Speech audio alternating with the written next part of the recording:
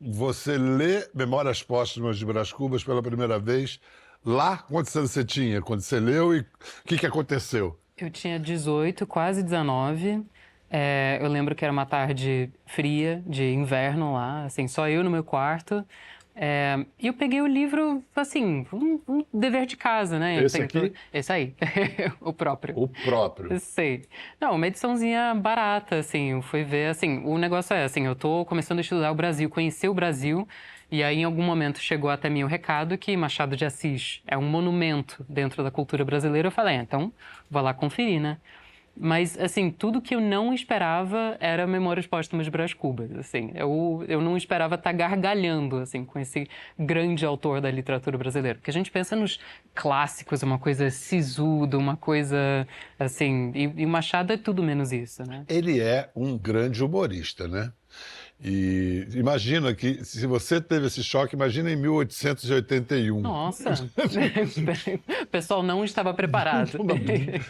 E você, como foi a sua introdução ao universo de Machado e a Brás Cubas especialmente? Então, Biel, o Machado entrou na minha vida com as adaptações infantis e que eu não sabia que era do Machado. Às vezes eu metia um nome, inclusive. E aí, no ensino médio, a professora disse que tinha um autor, Machado de Assis, e ela recuperou algumas coisas que a gente tinha lido no ensino fundamental. Disse, mas eu já li isso aí, adaptado. E ela disse, mas o que a gente vai ler agora é um outro livro. E ela contou, deu a sinopse do Memórias Póstumas, e eu achei que era um livro de ficção científica. Que era um defunto autor, portanto, certamente ia ter zumbis e essas coisas, e eu fui ler atraído por isso. Você tinha o quê? 16, 17? Eu tinha 16 anos, e eu acreditei, e o mais engraçado é que eu não encontrei, evidentemente, os robôs e a ficção científica, mas eu achei interessante. Aí eu cheguei em casa e comentei com a minha tia, eu disse assim pra ela, eu disse, olha, eu tô lendo, acabei de ler hoje o Machado de Assis, e ela, que bom, finalmente tá fazendo alguma coisa que preste. Aí eu disse assim, sabia que ele é epilético? Ele era epilético? E a minha tia disse assim, sim, como a tua mãe. E a minha mãe já havia falecido, tinha 5 anos, e eles nunca haviam ventilado essa informação antes. Eu disse, como assim, a mãe era epilética? Ela, sim, era. Eu disse, mas vocês nunca me disseram isso. E ela, a gente não fala mal dos mortos. E isso foi uma entrada para mim muito forte para a obra do Machado. Eu sei que é péssimo entrar em grandes autores por biografismo, mas foi assim que eu entrei no Machado. Maravilhoso. Foi. Ainda mais a gente não fala mal dos mortos, a não ser o próprio morto. Exato, na primeira então pessoa. tudo encontrava a solução ali. Pode. Exato. Não, mas... E ela te falou que ele era negro? Não, e aí a professora, como era o consenso daquela época, no Rio Grande do Sul, o Machado de Assis era um mulato e, portanto, não se falava da cor dele. Ela não chegava categoricamente a dizer que ele era branco, nunca fez isso, mas para ajudá-lo na circulação, a gente não falava nem que ele era mulato. Então eu cresci acreditando, só no doutorado que eu fui perceber que o Machado era negro. Flora, esse livro que o Woody Allen leu, ele tinha o título em inglês Epitáfio para um Pequeno Vencedor. Exato. Por que seria tão difícil fazer o que você fez, Memórias Póstumas, Póstumas Memories of Brás Cubas? Então, foi uma escolha editorial ali, porque a primeira tradução já saiu com muito atraso em relação à publicação do Brasil, já saiu nos anos 50, e saíram vários livros do Machado ao mesmo tempo. Isso aconteceu também com Quincas Borba. É até pior, virou Filósofo ou Cachorro? Ponto de interrogação. Philosopher or Dog. Gente, que horror! Sim. Parece alguns títulos para filme que a gente põe no... Alguns até acertam. Sim, mas então, não, assim, eu sempre digo que essa não foi a escolha do tradutor, que é a tradução que o Woody Allen leu, por exemplo, que a Susan Sontag leu, era do William Grossman, e eu fui fazer uma pesquisa para o meu doutorado, assim, além de traduzir Memórias Póstumas, eu fui ver as outras traduções, o contexto das outras traduções, e eu vi que quando ele entregou para a editora, ele entregou com o título provisório de Posthumous Memoirs of Brás Cubas. Mas será também que parte do fascínio dos estrangeiros com Machado não é por presumirem que não pode ter coisa muito boa que não tenha sido escrito em inglês, né? Eu suspeito que sim, e acabei de ser pai e eu desenvolvi um pragmatismo absurdo. Então, por um lado, eu acho muito ruim que sempre os estrangeiros tenham que entender que há coisas importantes fora do útero do centro do capitalismo. Que a periferia tem o que dizer. Exatamente. Por outro, eu estou naquela fase, não importa a cor do gato, importa que ele pegue o rato. Então, estou nessa fase Deng pragmática. Xiaoping. Isso. Não, acho que a gente tem que levar isso em consideração, mas que bom que isso está acontecendo. Quais foram os grandes prazeres e os desafios da tradução? Eu acho que os prazeres e os desafios são, assim, bem juntos, é a mesma moeda. O grande prazer foi poder passar anos mergulhada nessa obra, né? Você trabalhou nesse próprio livro? Não, esse foi o exemplar que eu li primeiro. Tá, Então, assim, porque ele tá todo marcadinho, tá tudo marcadinho, comentado. exato. Não, pra fazer a tradução, eu tive que pegar uma que tá quase se desfazendo, por isso que ele não sai de casa, assim. No texto que você escreveu para Piauí, você cita o périplo para traduzir a palavra calabouço. Calabouço. Na realidade, não é a palavra, o lugar calabouço, né? Exato. Porque não era simplesmente calabouço, uma prisão subterrânea. Não, calabouço era um nome próprio, né? É um corpo estranho no texto, mas a tradução a gente não tem o luxo de passar por cima de uma palavra, assim, uma leitura dinâmica. A gente tem que mergulhar, lidar com cada fera ali. E aí, quando eu parei nessa frase, pensei, que calabouço? Assim, porque é uma palavra completamente medieval, assim. Acho que num primeiro momento eu pensei, é o porão da casa dele, é o poleiro, porque o Brás Cubas está falando do cunhado, né, o Cotrim, disse assim, não, ele era um ótimo cara, assim, ele só tinha esse hábito que as pessoas às vezes criticavam, de mandar muitas vezes os escravos pro calabouço. Mas que lugar é esse? Que diabo de calabouço é esse? E aí, quando eu fui procurar, assim, num primeiro momento, assim, só fazendo umas buscas, eu não achava, assim, eu achava coisas, assim, referências nada a ver. Mas tem uma bibliografia muito robusta em torno desse espaço, que era um lugar que fica mais ou menos onde era hoje é o Santos Dumont, ali, que era a antiga ponte do calabouço. Era uma masmorra, efetivamente, onde donos de pessoas escravizadas mandavam essas pessoas para apanhar. É um negócio absolutamente aterrador e nessa pesquisa você descobriu que havia coisas semelhantes nos Estados Unidos também. Exato. Lugares com a mesma função. Exato. Num primeiro momento era um espanto de, meu Deus do céu, eu estou estudando o Brasil há não sei quantos anos, a gente estuda a escravidão, assim, esses horrores todos e como que essa, em particular, tinha me escapado, assim, porque parece particularmente perverso, um negócio ali cravado no meio da cidade, uma coisa assim, que você vê, assim, como é que você encaminha uma pessoa para esse lugar do governo para receber 300 chibatadas, sabe? Mas aí eu fui ver, eu pensei, será que não tinha nos Estados Unidos? E não é que tinha. Então é uma coisa, um fenômeno da escravidão urbana que se vê em vários lugares. Tinha um lugar em Charleston chamado The Sugar House, você tem uns relatos absolutamente horripilantes, assim, das pessoas que sobreviveram e puderam contar, assim. Você traduziu calabouço por dungeon. The Dungeon. E aí, assim, eu não tive muita margem, não podia colocar todo esse desabafo ali no meio do texto. Você botou letra maiúscula. Botei uma letra maiúscula para dar essa ideia de que, assim, é uma instituição. Um nome próprio. Sim.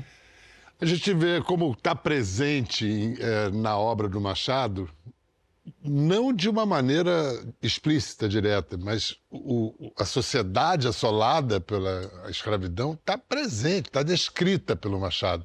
Mas por que você acha que por tanto tempo ele foi acusado de omisso mesmo com relação a esse tema? Eu acho que a gente tem que fazer um meia-culpa, eu digo a gente, o movimento negro, que durante muito tempo a gente aceitou a interpretação de que Machado não era um autor negro. E não sendo um autor negro, a gente entregou o Machado para aqueles que negavam a cor do Machado. E nisso a gente deixou de ler o Machado. E lendo o Machado atentamente, profundamente, indo nas camadas, a gente encontra um autor absolutamente crítico, não só à escravidão, ao formato de sociedade daquela época, que a gente não conseguia enxergar. E aí agora, a gente, ouvindo a Flora, é tão claro que isso estava lá. Então, para você, ele era um escritor negro ou um negro escritor? Não, sem dúvida nenhuma, ele era negro. Mas não há nenhuma relação, isso agora, a parte do cancelamento, não há nenhuma maneira de apontar uma literatura, um texto literário, e dizer que este texto é literatura negra, exceto pelo fato de ter sido produzido por uma pessoa negra. Não há nada no texto que diga que isto é de um autor negro. O autor negro é negro quando ele nasce negro. O que ele vai escrever não tem nenhuma relação com a afirmação do que ele é socialmente. E isso é o barato da literatura, é essa parte legal da literatura. No caso do Machado especificamente, o Machado era um autor negro, sem dúvida nenhuma. Mas sempre que a gente fala desse tema, a gente tem que ter em mente que a razão pela qual ele não foi visto como um autor negro era o racismo, ok. E aí a gente fica preso nisso. Só que a gente tinha que superar isso com a ideia de que, assim, é interessante entender que ele não era visto como negro, não por causa do racismo, mas por causa da incrível qualidade estética que ele tinha. Ele precisava ser visto como branco para que essa literatura dele, que era maravilhosa, fosse aceita. Porque talvez seja o maior golpe que o racismo brasileiro tenha recebido, seja o fato de que o maior escritor da sua história, da história da literatura brasileira, é um cara negro. É importante você afirmar para uma criança negra, olha, o maior escritor era negro, você... Mas, assim como aquela foto foi esbranquiçada, agora não está sendo enegrecida demais? Cada vez que se reproduz a mesma foto, parece que passaram mais uma camada de tinta preta. Olha, não me incomoda em absoluto, assim, eu acho que tem uma coisa de correção, assim, a gente está lidando com décadas, com, assim, mais de um século desse embranquecimento do Machado, então, eu acho, assim, dificilmente a gente vê um exagero ali. O que eu fiz na minha tradução, por exemplo, é de chamar a atenção de forma sutil, sem exagerar, sem deturpar em absoluto o texto do Machado, mas de deixar, assim, um pouco mais visível essas instâncias do racismo e da escravidão no livro. Então, assim, você tem uma pluralidade de termos, moleque, mucama, assim, que dá para você traduzir de um jeito que possa parecer apenas um criado, quando eram pessoas escravizadas. Então, assim, na minha tradução, sistematicamente, eu coloco ali slave e aí o substantivo. Então, assim, para deixar isso marcado. Eu acho que essa correção, isso em contraste com as traduções anteriores, que muitas vezes conseguiam... Isso se perdia. Isso se perdia um pouco. Eu acho muito importante que a gente resgate os documentos históricos, que a gente recomponha as coisas que não foram ditas ou que foram mal ditas, mas a gente está vivendo uma espécie de fetiche com essa história da fotografia do Machado, porque encontramos o grau. Aqui é a foto que prova que ele era negro. Aí parece que a gente estava com dúvidas. A gente nunca teve dúvidas. O Machado sempre foi negro. Não foi a foto que nos trouxe essa verdade. Foi o resultado das lutas históricas, aí sim do movimento negro, as lutas da sociedade civil, que entendeu que, nossa, aqui a gente cometeu um erro. A foto não comprova que a gente cometeu esse erro. A foto é só um elemento a mais. Mas a gente tem se ajoelhado... Como um fetiche. Como um fetiche, como se a foto pudesse resolver, como se a gente tivesse dito assim, olha, se a gente tivesse a foto antes, se a gente tivesse a real foto, a gente não teria feito todas essas coisas terríveis que nós fizemos com a figura do Machado. Não é verdade. Capitu traiu ou não traiu e por quê? Traiu, óbvio que traiu, era um conluio com o objetivo de tomar o dinheiro de Bentinho. Ela não traiu por amor? Não traiu. Capitu não amou ninguém, não amava ninguém, e que bom, porque senão a história seria muito chata, mas ela não amava ninguém, não teve nenhum... Nada do que o Bentinho supunha, e a Calda tá certo, é verdade. Mas essa verdade óbvia e concreta da traição... Ela era uma alpinista social... E precisava de um herdeiro para pegar a grana? E de um herdeiro otário. E ela achou o herdeiro otário, que era Bentinho. E que quem lê o livro fica muito claro, ele é muito, muito entregue a essa possibilidade de ser enganado. E ele acaba sendo enganado. E o Escobar foi cúmplice desse... Sem dúvida, não só cúmplice, como um cúmplice ruim. Porque, evidentemente, ao descobrir que estava sendo traído, o Bentinho começa a dar sinais de que o Escobar ia se ferrar junto. Então, existem algumas pessoas que levantam a possibilidade do Escobar ter sido assassinado. Talvez até pelo Bentinho, mas deixando muito claro que, evidentemente, era uma questão policial. O que eu acho de suspeito na morte do Escobar é porque quando uma pessoa se afoga numa ressaca, o corpo não é imediatamente encontrado. É muito rápido que acontece tudo. Bom, como é que você reage a essa tese iconoclasta desse Luiz Maurício Azevedo aqui? Olha, eu, assim, vou contratar seus serviços de detetive particular. Porque o que a gente percebe, assim, é como o Machado, o arquiteto, justamente, na hora da tradução, se vê como ele arquiteta de forma que, assim, o enigma não está ali para ser resolvido. Então, essa é a minha posição. Assim, eu não sou nem a Caldwell, que, assim, defendeu a inocência da Capitu até a morte, nem esse promotor aqui, denunciando esse esquema. Eu sou mais o Machado que construiu essa armadilha maravilhosa que a gente não consegue sair há mais de um século já. E que é um livro que lê quem disse isso? Agora não me lembro qual o crítico, é um livro que lê o leitor, né?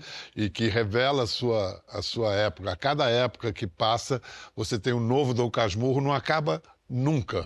Muita gente acha um erro você apresentar Machado como um autor obrigatório para adolescentes. Isso deveria estar em discussão? Isso é um problema enorme. No Brasil, a gente tem essa tendência e a gente sacrifica as coisas boas por medo que essas coisas acabem se destruindo no exercício da vida. Então, assim, o que eu quero dizer com isso? Eu dei aula durante 15 anos em escola de educação básica. Para adolescentes? Para adolescentes e crianças. Tá. E eu percebi que o grande medo das pessoas é não coloque Machado de Assis para crianças muito novas, que elas não vão entender. As crianças não estão preocupadas com o fato de não entenderem. Elas conseguem suportar o não entendimento, elas perguntam. E depois eu percebi também que a gente está vivendo um momento muito ruim no qual a literatura está sempre em segundo plano em relação às duas disciplinas. Eu fui um péssimo aluno de matemática, péssimo mesmo, mas nunca ocorreu a ninguém dizer que talvez eu tivesse razão de não gostar da trigonometria. Talvez não fosse adequado dar álgebra para crianças. Ninguém não passaria pela cabeça da pessoa, ninguém isso. Só que na literatura passa. A escola tem uma função, e especialmente em relação aos mais pobres, essa função é mais grave ainda, porque talvez seja só a escola que vai colocar as crianças em contato com o Machado, por exemplo. Então, tem que ser feito um cuidado. Eu acho que o Machado tem que ser para ensino médio, mas o Machado tem que estar na sala de aula do jeito que ele é, com as dificuldades que ele propõe. Quais são as dificuldades? As dificuldades são... É um outro ritmo de texto, assim. Machado é aquele cara, assim, ele vai fazer uma piada em voz baixa. Ele não vai repetir a piada, ele não vai explicar a piada. Ele vai fazer uma vez e se perdeu, perdeu, assim. Então, é assim... Mas ele é o cara mais engraçado da festa. Então, é só você chegar um pouquinho mais perto, assim, aguçar um pouquinho o ouvido e conseguir entrar nesse mundo, nesse jogo dele.